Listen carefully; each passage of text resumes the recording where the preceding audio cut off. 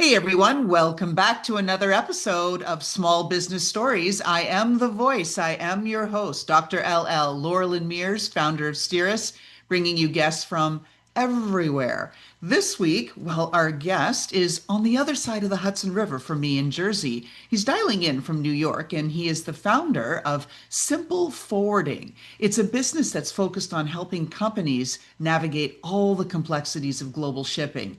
And unless you've been living under a rock for the last year, tariffs have been a bit of a nightmare for anyone trying to ship freight and supplies.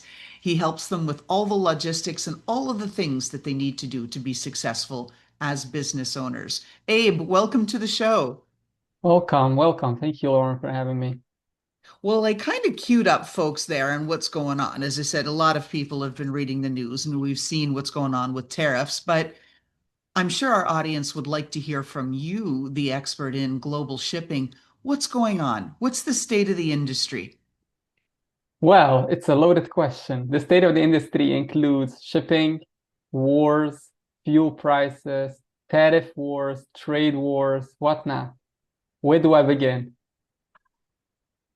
I don't even know, right? Like you said, it is a loaded question. It's pretty much an absolute nightmare. So let's redirect the question and say, okay, with all that chaos going on, where do you start? Where do you get anchored, pardon the pun, with your clients to get them where they need to be so that they can be successful in their businesses and you and yours? That is a very good question. I like this.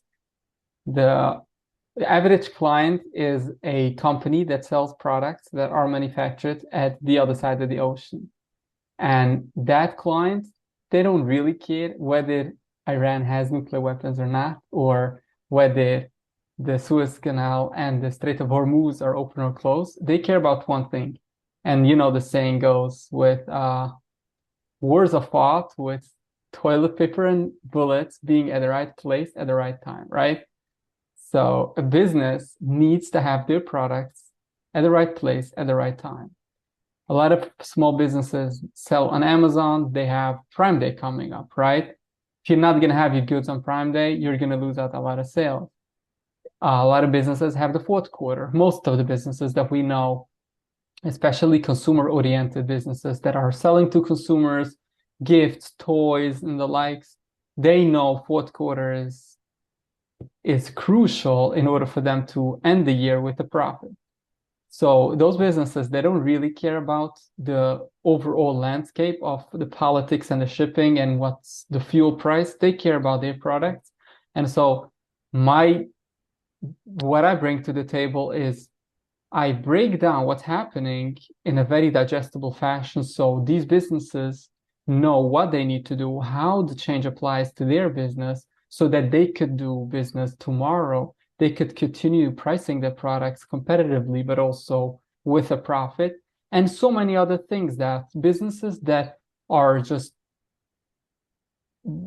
overwhelmed with noise, with everything that's going on, and they're like, what does it apply to me, and how do I go about it? I think that's a very good segue actually for my next question. Most of us, well, we become dependent on certain things and we depend on them to work. For example, everything from our cell phones to our laptops to whatever else, they're just supposed to work. And when they don't, we lose our minds, we go into panic, all of these things. Now, when it comes to shipping, you're moving large amounts of freight around the globe. And as you talked about, there's wars, there's politics, there's all kinds of crazy things. Storms, weather catastrophes, natural born disasters, all of these things. So my sense is that a lot of business owners probably don't even think about shipping as a potential problem until they have a problem. So what should folks and businesses that are entering into the international shipping game start to think about now before it becomes painful? This is a very true sentiment. People look at shipping as the necessary evil. You have a business, you enjoy selling your business, maybe you enjoy marketing your business, taking pictures, advertising and whatnot, designing your product, obviously, but shipping, not so much. But I think that the message is clear from the last year or so. But I also want to say, since COVID, really, the message is your shipping is not your cost to control, it's your competitive edge. Because a brand that has their shipping structure right, and when I say shipping, it's the overall supply chain. And part of it is also accounting for the unaccountable. It's accounting for the unforeseeable, whether it's a weather challenge, a war situation, a blockade, a Suez Canal blockade, right? Those are the kind of things that we cannot predict. And so part of a healthy, resilient supply chain is expecting the unexpected, right? It's counting for it's having a plan B before you even know that plan A is going to go out of the window. So the brands that have a healthy supply chain and a resilient supply chain, they have a competitive edge over the competition that doesn't have it. And I think this is something that brands have realized over time, but if I can get my message across is that look at your supply chain as your friend, not as your foe, not a cost that you manage, but a cost that you use to your advantage. You pay more sometimes, but you get your product at the right place at the right time, like I said. And having the product at the right place at the right time is sometimes all that matters. I want to dig into that a little bit more because I think that that's profound as well as provocative. That businesses, again, I'm assuming, look at logistics as boring, like you said, necessary evils. They don't realize that, okay, my margins are this or that. They're not looking at it as a way to strategically confer advantage. Why do you think that is? Well, like you think business owners look at every possibility to become more competitive. Why aren't they looking at shipping in this way? It's a very basic question. I mean, a very basic answer. If I tell you that you need furniture in your office in order to conduct business, that furniture, you don't look at it as a means to bring you more business. You look at it as a overhead, a fixed cost that it costs you to turn on the lights. Similarly, the cost of goods. Sometimes people think cost of goods is just a necessary evil in order for me to sell the product, right? But it's not true because if you're getting a lower cost of goods, you're probably getting a lower end of the deal, right? You're getting a lower quality product, and then you can't charge as much as your competition charges for a higher value product. You have more routines, you have more custom complaints and things like that. So I think from the same perspective, having the right shipping and supply chain strategy allows for your business to capitalize on opportunities that you didn't know existed. Having the right inventory, having the right cost baked into your product that maybe is higher in the season, but if you're using the opportunities to ship during low season, you might find yourself paying overall less in shipping. And also, supply chain resilience means the entire supply chain costs you less because you factor in everything, because you manage it well. Having a last time shipment costs you way more than having a early time shipment and paying slightly more to make sure that it arrives in time. One of the things that struck me as I was preparing for our podcast here today is shipping is generally complex. The logistics, everything behind it, even as an outsider who's not in the lane, you can understand the complexity, right? We see what happens. And then when you talk about global shipping, you talk about paperwork, you talk about now, he said, all kinds of things going on from wars to blockades to all kinds of other stuff. Your brand itself, your company is called Simple Forwarding. And that struck me on how you are really hitting that complexity head on and saying, hey, we've got a solution. So, how do you create simplicity inside this industry that's known for complexity, delays, moving parts, paperwork, red tape, all of that? How do you do it, Abe? A fun comment. Simple forwarding is the front face of the company, but in the back end, it's not so simple because we're doing the heavy lifting. But it's a great question. To answer your question, the my passion lies, and it's my company's passion, it lies in outsmarting the system, right? It's not about outbeating competition. It's not about being the cheapest there is. It's not about being the biggest, buying the most at the biggest discount and things like that. I try to outsmart competition by understanding everything there is to shipping, whether it's the documentation needed for hazmat products, for consumer products with the Consumers Commission, the Consumer Product Safety Commission, with Agriculture Department, or overall shipping batteries, shipping liquid, shipping flammables, right? All of these kind of things, instead of shying away from it, I actually enjoy it. And part of it is the adrenaline rush that comes from figuring out something that is like nearly impossible.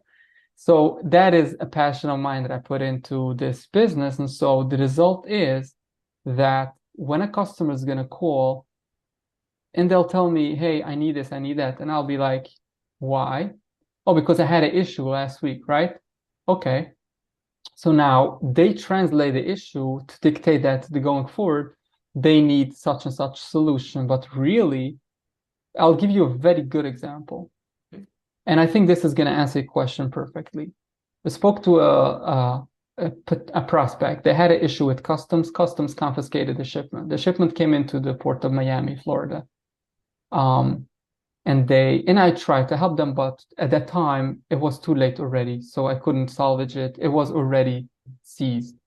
But I do this for other clients when customs is going to flag a shipment and they'll maybe ask for additional documents or say you are in violation of some things.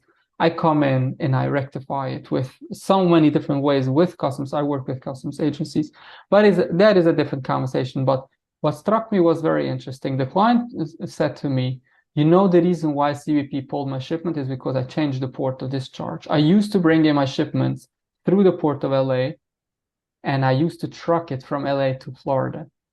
Now I brought in my shipment into the port of Florida, and obviously trucking is significantly less. And so I got punished. And you know what I said? I said, this is so not true.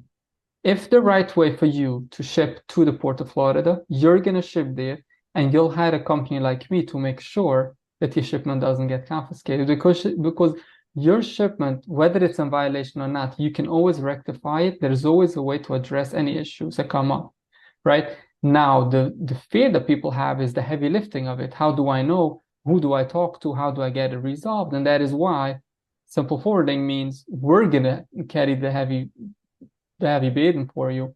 You just have to do the right thing. And so in that case, the right thing is shipping to Florida instead of Los Angeles.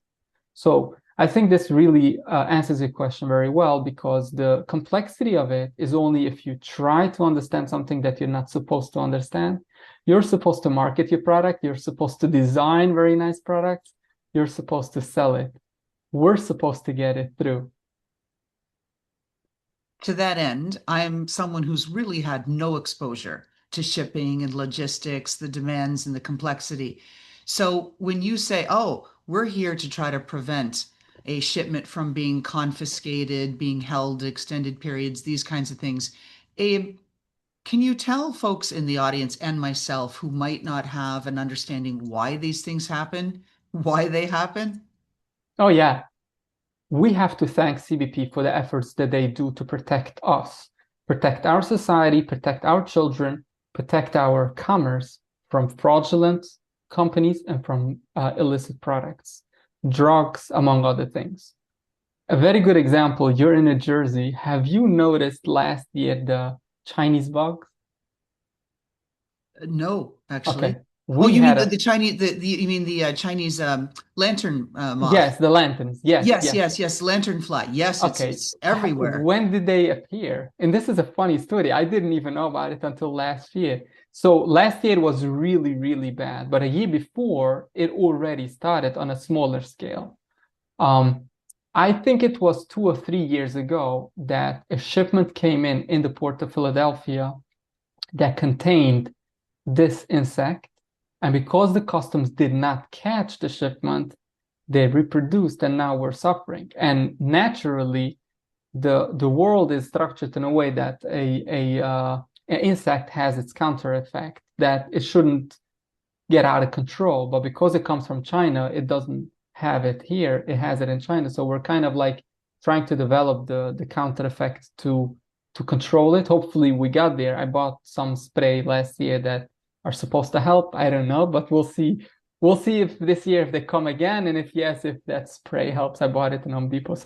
Well, I can't remember the name. But so really what Customs is doing with every single agency of the earth, whether it's the Department of Agriculture, the Consumer Protection Commission, the EPA, Environmental Protection Agency, or the FDA, they are here to protect us and to protect products that are not supposed to come in from coming in. So I had a story with a shipment that had a pallet. The pallet was in this is foreign language, and I'm gonna just say this in a very easy manner. So like with the Chinese bugs, you need to have pallets that are fumigated, which is a process of a heat treatment. You put it into an oven, you bake it a certain period of time, and then it kills the insect. And it's a certification that it goes through. It's called the ISPM 15 certification. Right. The USDA is controlling shipments that have pallets to make sure that all of the pallets in the shipment are ISPM 15 certified. And this is something that I get involved a lot with, is if a shipment had pallets that are not ISPM 15 certified, what we're trying to do is we're trying to appeal with customs to allow for the actual product to come in while the pallets are re-exported, which it's kind of a win-win because the product is here and the pallets are not. A guy calls me up and says, USDA wants to re-export my shipment. It's a pallet that isn't ISPM 15 certified. I said, okay, let me look at it. Can you send me the pictures? And he says, yes, I have the report. And the report shows from the USDA that they did the inspection and actually had a live insect. I said, thankfully, USDA is re-exporting it. I'm not going to help you. I can't help you with it. And that's kind of what happens with products is you have to look at it. Customs wants the safety of our commerce, of the consumers, and of people. So comply with it, study the law, or hire a person like me to guide you in the right direction so you don't have violations and eventually lose your shipments. I'll add a story there about the Chinese lanternfly. In 2023, this spring, I was driving north and I was in Pennsylvania and I spotted the fly and I said, this is unusual. This shouldn't be here. I studied bugs back during my PhD days. And so I called the National Entomological Society to report it as a sighting. Okay. And this is just it, right? These bugs shouldn't be here. Yeah. Years before, prior to the pandemic, I called the National Entomological Society reporting a bug called Rodnius prolixus in New Jersey. Very few people would know that, but it spreads kissing disease. It's called. It's kissing bug, Chagas disease specifically, which is lethal and creates river blindness and all these things. Should not be anywhere north of the equator, and Uh-huh. called it in. So we do need to have these controls and measures in place to protect us because now, like I said, these darn bugs are everywhere and creating problems, right, for all of us. Yeah. Yeah. That's very interesting. Oh, yeah. And so that kind of speaks about trust, where I want to talk to. So you're moving goods, right, between countries, different vendors, customs, all these timelines. Trust really becomes critical. So, how do businesses establish a trusted relationship with the suppliers in their supplier network when most of them they'll never meet, they're offshore, they're different places? How do you talk about trust in your business, Abe? It's the answer is going to be very old-fashioned. It's trust. It's just that. There is a lot of talk about certain mechanisms such as the blockchain, about Mhm. letter of credit, different protections, security protections to avoid fraud.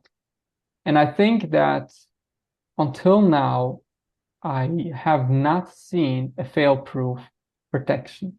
Anything that you do can be cheated. If you're going to try to do a letter of credit, they can load the container with stones. There's no way for you to know that it's loaded with stones until the shipment arrives. So to have a quality control inspector go down there, they could bribe the quality control inspector. And I could go on and on and on about every single trick that's been tried and tested. And I think that we don't have 100% fail proof. So my answer is it boils down to trust, good old-fashioned trust. On the other hand, People have to be stupid to just rely on trust. You have to do your due diligence. You have to do whatever you can to make sure that you're minimizing the chance of fraud. But to say that there is a trick to make fraud go away, no, there isn't. So I like to have my clients look at it from different perspectives. The first thing is obviously build up rapport with the vendor. Start small, see how they react to you, see how they reply to you, and also question the communication, the way they communicate with you. And you can tell a lot by the way a person communicates with you, whether they are worth your while, whether they are trustworthy, whether they are honest and true to their word. And sometimes just a lie is really bad, is worse than a company that had fallen through on a promise and if they couldn't deliver something on a date that they promised they will deliver, which is understandable. But if you catch someone lying to you, it's worse because then it breaks the trust. The next thing I say is maybe pay a visit yourself or have a quality control inspector go down there. One very good tip that I always tell brands to make sure is that the quality control inspector makes sure to meet with the manager or owner of the factory and verbally communicates the payment information to make sure that when you get your invoice, it matches what the quality control inspector confirmed verbally. And this is very important. You probably already got the gist of it. You can get people to hack into other people's emails to send invoices with the wrong writing instructions. And it already happened. I've seen it happen firsthand. So when you add that layer of protection to make sure that the banking details is correct, it's just one detail, but it eliminates 80% of fraud. And so all of these measures are just ways to minimize fraud, but I'm happy to hear any other ideas if you have, or if you hear of other people. I am always open to hear other measures of protection that could be done with trading globally. But I think ultimately it boils down to trust and owners' due diligence. And continuing on that topic of trust, last year, a friend of mine, her father passed away. And so she was obviously overwhelmed and emotional about that. But on top of everything else, she had to coordinate repatriation of his body to Croatia to be buried in his family crypt. And Mm-hmm. she just had to trust in everybody and everything during her period of high grief that it would all just work out. But I know she was in panic and beside herself because she had no idea. And she had no idea how much paperwork she was in for. And it was overwhelming at a time that she was already just completely struggling, right? Emotionally. Yeah. It's I think, and this is a portion that I left out with, someone just called me about the body. I don't do that kind of thing. It's complicated, but you could look at companies that do this. They have certifications, IATA certifications, and sometimes they're also federally controlled, federally licensed. That adds a layer of trust. With supplier vetting, I also think this is really important, is to make sure that they have vettings. They have certifications. They are gold standard member. They have associations that they're part of. Again, it doesn't mean that they are 100% trustworthy, but it just adds a layer of protection, a layer of security to show that they are legit. all right. Let's come back to where we were at the beginning of the podcast, talking about really the complexity of the world that we live in, the geopolitics, the wars, the weather, all of these sorts of things. So, talk to us about what you see changing now in international shipping, and what do small and mid-sized businesses need to start thinking about or understand now before they get left behind? Good question. I don't think I have the answer to it because I don't know how it is going to change in a year from now or a couple years from now.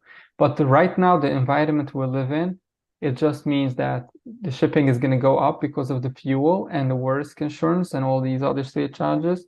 And it also means that some of the trade lanes that you have been dealing with are going to be difficult to get. So, for example, Dubai is not a common exporter, but it's a common importer, and they can't get products in the regular way, so it has to move by land from a different they have to go around from a transshipment hub. So probably, I don't know what percentage of the listeners are going to be from Dubai and the area, but for businesses in the United States and Canada, they have to just understand the dynamics of the trade lanes they're dealing with to understand if there are going to be ramifications because of the Strait of Hormuz and the Suez Canal, the Red Sea, and things like that. But I think the biggest challenge that businesses have been dealing with and are dealing with is the changing landscape with tariffs and overall global trade. I think this is something that a business has to factor in. Like I said in the beginning of the conversation, you have to look at the trade regulations and the changing environment and use it to your advantage. Be prepared. Try to forecast. Try to see ahead. If there's something the one thing I will say, do not ever panic, but try to strategize. Try to maybe import more before a tariff comes in. We don't know sometimes when a tariff is going to come in, but we can, and this is a saying that I love to say a lot, especially because it's in my industry. You cannot control the wind, but you can adjust your sails. And so I think the biggest message that a business owner could take away from this, or anyone, is life hits sometimes, shit hits the fan. You cannot control what happens. You cannot control the wind, but you can adjust your sails. And businesses should continue to adjust their sails every single day. Blaming, crying wolf, those are not going to help you. And those are not going to make the problems go away. But you know what? Your competition, they have the same problem that you have. You know what the difference is going to be? They talk about solutions, you talk about problems. Oh, I like that. That's great advice right there because, especially as you said, how does this business owner forecast what is going to be happening, try to make predictions, try to strategize? Just in the last year or so, or a year and a half, tariffs have been on, they've been off. There have been additional charges. There have been talk of refunds. The refunds, concept has gone away and then come back. How do you even plan for that? Does it really take daily discipline to look at what's going on and then re-strategize and have multiple options? What do you advise people do? My advice is not so daily discipline is to look ahead and grind forward, push forward. You continue building a business and you will continue to be successful because people need your product and people are going to continue buying from whoever is selling it. The only difference is you have to adapt what's changing. If we wake up in the morning and we find that we have a manufacturing hub somewhere in the States, you have to be the first to go and try it. But we don't have that just yet. So my message is that you have to continue grinding forward, push forward, do not look back, do not look sideways, do not question what you do. And the other thing is be ready, do not panic. And if things change, so will you. Bringing on that bit of things going sideways, right? Like when shipments are delayed, something goes wrong, it's confiscated, whatnot, timing was off and it didn't hit for a major sale or launch or whatever. How do the best operators respond? Plan B. Plan B is not defeat. This is so important. Plan B doesn't mean I give up, I am a failure, or we had a setback. Plan B means that we're resilient, that we're accounting for things to go sideways. We're expecting things to go sideways and we're ready for it. And so when you approach plan B as again, like I said earlier, your competitive edge is being ready to pivot, to improvise, to change course under great stress. That is your competitive edge, and that is going to get you through. Never panic. Never think that the end is here, that you've hit a rock bottom or you've hit a brick wall. You never hit a brick wall. You just have to improvise. That's right. I think that what you've described there is really the essence of entrepreneurship. As I like to say, it's two things. It's radical optimism and ruthless prioritization, right? I mean, This that's is really really true. the Radical net of what it optimism. is. Yes. Yeah. I love it. Yes. Now, as we're approaching the end of our podcast here, is there anything that you'd like to share with our listeners, having them think about, hey, consider this, these are things you should do, these are things you should not do? What do you want to leave our listeners with? Really, what was happening now is very exciting on the one hand. You mentioned the refunds. It's actually here. We started this week. Refunds started to open up for refund claims filing. You can file your refund for collectively $170 billion of tariffs will be refunded to over 300,000 importers. So over 300,000 companies are going to get their refunds refunded.